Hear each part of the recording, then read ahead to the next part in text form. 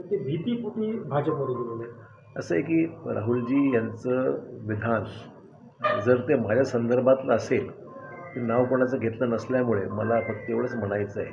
जर ते माझ्या संदर्भातलं असेल, तर ते हास्यास्पद आहे, इलॉजिकल आहे असंच मला या ठिकाणी म्हणावं लागेल. कारण की मी कधीही पहिली गोष्ट म्हणजे मी सोनिया गांधींना भेटलेलो नाही. त्यामुळे मी सोनिया गांधींकडे भेटून माझी काही भावना व्यक्त केल्यासंदर्भातलं जे विधान झालेलं आहे, ते चुकीचं आहे, दिशाभूल करणारं आहे आणि त्याच्यामध्ये काही तथ्य नाही आहे, पहिली गोष्ट. दुसरी गोष्ट अशी आहे की मी शेवटच्या क्षणापर्यंत काँग्रेस पक्षाच्या मुख्यालयामध्ये पक्षाचं काम करत राहिलेलो आहे. त्यामुळे मी पक्ष सोडेपर्यंत माझ्या पक्ष सोडण्याची माहिती कोणालाही नव्हती, ही त्यातलं वास्तव आहे.